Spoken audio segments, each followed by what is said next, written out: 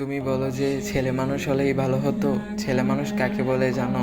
যে তার নিজের কলিজা ছেঁড়া কষ্ট বাতের লোকমার সাথে প্রতিনিয়ত গিলে খায়, তাকেই ছেলে মানুষ বলে। একটা ছেলে যখন বড় হয় সে তার বাবাকে গিয়ে এই কথাটা বলতে পারে না, বাবা আমি প্রচুর পরিমাণে ডিপ্রেশনে আছি, আমি অনেক সমস্যার ভিতরে আছি, আমার একটু তোমার সাপোর্ট দরকার। ছেলেরা এই কথাগুলো কখনোই তার বাবাকে গিয়ে বলতে পারে না। ছেলেরা কখনো নিজের মাকে জড়িয়ে ধরে কান্না করতে পারে না, কারণ ছেলেদের মুখে তো কান্না মানায় না। এই কারণে ছেলেরা কষ্ট পেলে কাউকে জড়িয়ে ধরে কান্না করতে করতে বলতে পারে না। খুব খেয়াল করে দেখবেন, একটা ছেলে খাবার খাওয়ার আগে কখনোই সে তার প্লেটটা ধুয়ে খাবার খায়নি। এই ছেলে নিজের সবটা দিয়ে চেষ্টা করে নিজের ফ্যামিলি, নিজের প্রিয় মানুষগুলোর মুখে হাসি ফোটানোর জন্য।